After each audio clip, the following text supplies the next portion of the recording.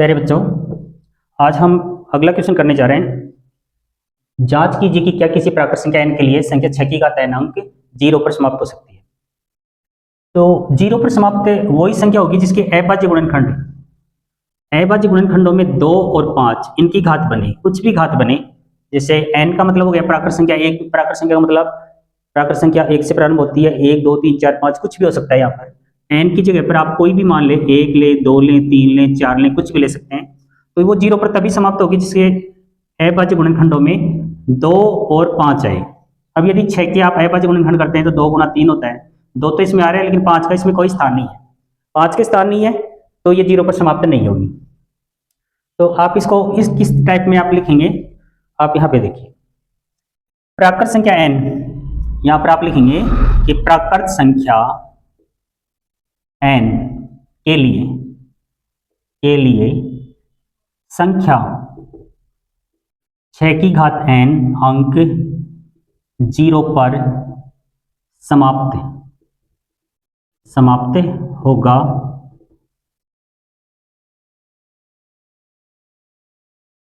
जब यह 5 से विभाज्य हो,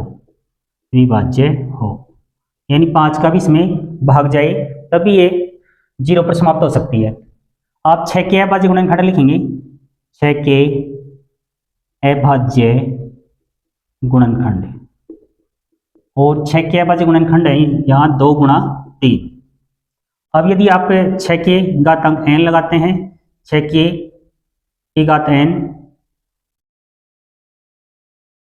के अभाज्य गुणनखंड, आप इसको इस टाइप में लिख सकते हैं कि 2 गुणा 3 और उनकी घात n, क्योंकि 6 की घात n अंक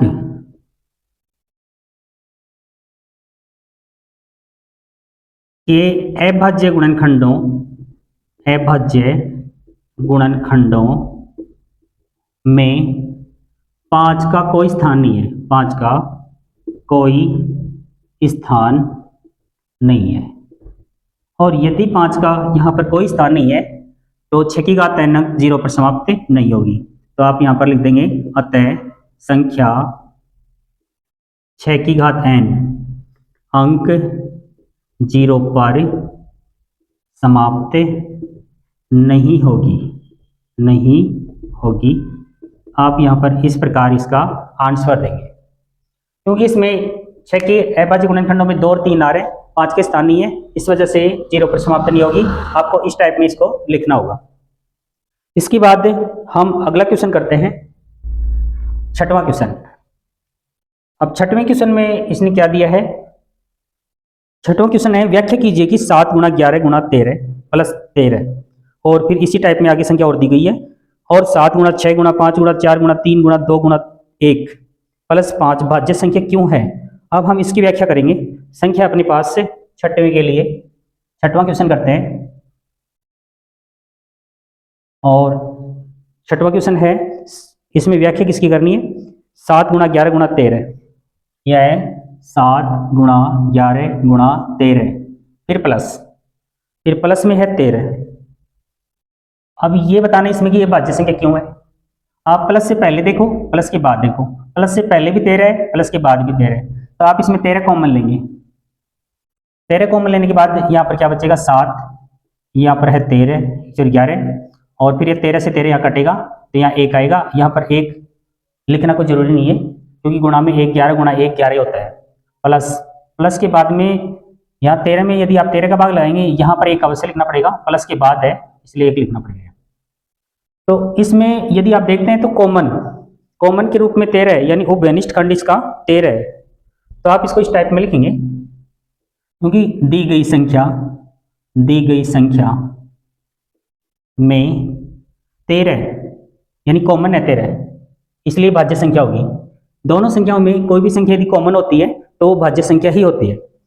तो इसमें 13 का भाग चला जाएगा, इसलिए ये भाज्य संख्या है। दी गई संख्या में 13 उभयनिष्ठ है, उभयनिष्ठ का मतलब है कॉमन, उभयनिष्ठ खंड है, 13 उभयनिष्ठ खंड है, इसलिए संख्या भाज्य संख्या होगी, भाज्य संख्या होगी। इस तरीके से आपको इसकी व्याख्या करनी है। और इसी प्रकार आप अगली संख्या की व्याख्या कर देंगे। इसी प्रकार आप अगली संख्या की व्याख्या करेंगे। तो अगली संख्या 7 गुणा 6 गुणा 5 गुणा 4 गुणा 3 गुणा 2 गुणा 1 प्लस, और फिर प्लस के बाद में दिया है 5, ये 5। तो अब इनमें प्लस से पहले देखें, प्लस के बाद में देखें, तो 5 कॉमन है, तो 5 लेंगे कॉमन। फिर ब्रैकेट में आएगा 7 गुणा 6 गुणा 5, यहाँ कट जाएगा, यानी 5 से 5 कटेगा, यानी 1 आएगा, 5 का भाग इसमें लगेगा। तो फिर उसके बाद में 1 को लिखने की जरूरत नहीं, फिर उसके बाद 4 लिखेंगे, 4 गुणा 3 गुणा 2, यहाँ पर भी 1 लिखने की आवश्यकता नहीं है। प्लस के बाद में 5 में 5 का भाग देंगे, 1 आ जाएगा। ये प्लस के बाद में आपसे लिखना पड़ेगा, प्लस के बाद में 1 लिखना जरूरी है, लेकिन गुणा में 1 लिखना जरूरी नहीं है। इसमें भी आप इसी टाइप में लिख दें, क्योंकि दी गई संख्या में 5 उभयनिष्ठ खंड है, इसलिए संख्या भाज्य संख्या होगी। इस टाइप में इसकी व्याख्या करनी है, यही इनका आंसर है। इसके बाद हम लास्ट क्वेश्चन करते हैं 1.1 एक्सरसाइज का। लास्ट क्वेश्चन है, 7वां क्वेश्चन है, किसी खेल के मैदान के चारों ओर एक वर्ताकार पथ है, यानी वर्ताकारी के पथ यानी रास्ता है। इस मैदान का एक चक्कर लगाने में सोनिया को 18 मिनट लगते हैं, जबकि इसी मैदान का एक चक्कर लगाने में रवि को 12 मिनट लगते हैं। मान लीजिए कि वे दोनों एक ही स्थान पर एक ही समय पर चलना प्रारंभ करते हैं, करके एक ही दिशा में चलते हैं, कितने समय बाद वे पुनः प्रारंभिक स्थान पर मिलेंगे। देखो पहले इसको के कॉन्सेप्ट को समझना। एक वर्ताकार पथ है, इस पर इस मैदान का एक चक्कर लगाते हैं सोनिया और रवि। सोनिया और रवि यहां से स्टार्ट करते हैं, इस यहां पर एक तो है सोनिया, दूसरा नाम है रवि। ये दोनों यहां से एक ही स्थान से एक ही समय पर चलना प्रारंभ करते हैं। तो सोनिया को इस मैदान का एक चक्कर लगाने में 18 मिनट लगते हैं, जबकि रवि को 12 मिनट लगते हैं।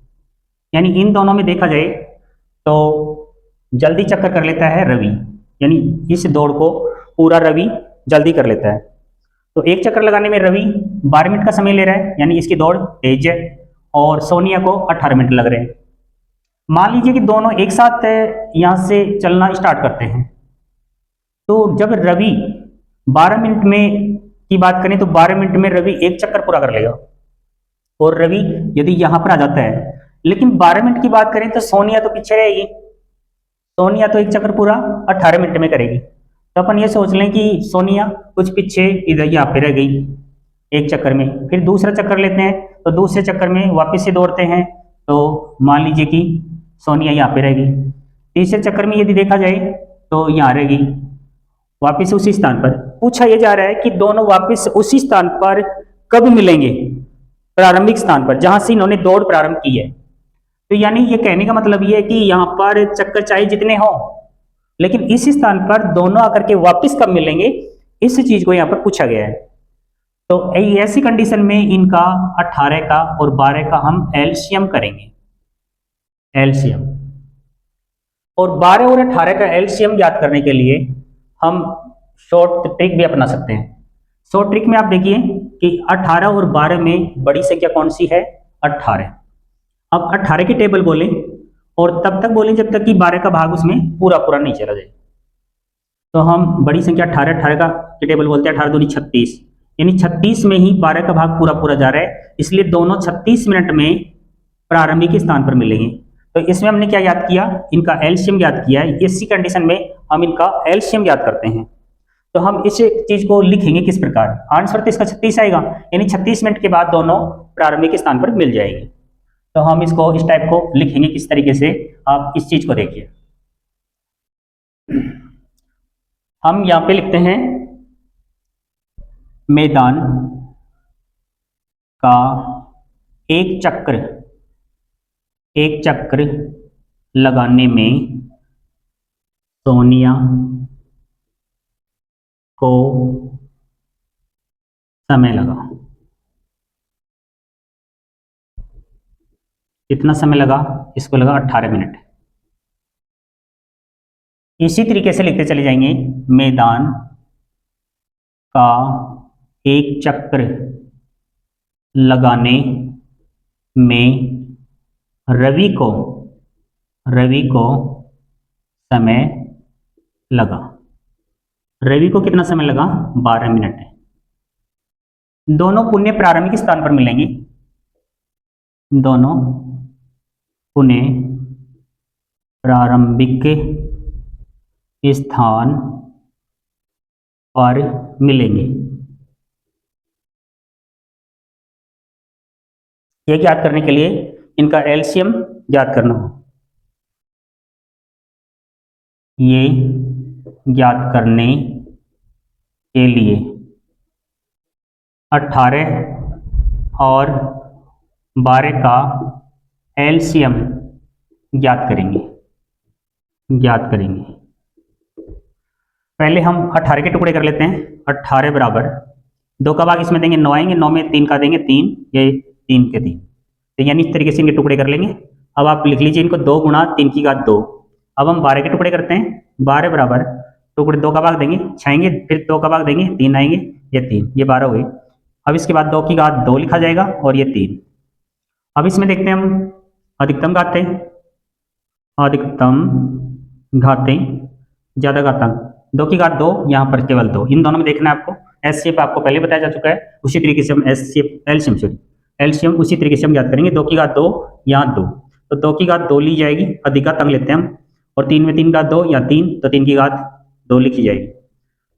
और इसलिए इनका एलसीएम क्या होगा? एलसीएम ये तो हो जाएगा 4 और वो जाएगा 9, ये हो गया 36। तो अब आप यहाँ पर लिख सकते हो, अतः दोनों पुण्य प्रारंभिक स्थान पर मिलेंगे बराबर 36 मिनट बाद। ये इसका आंसर होगा। धन्यवाद।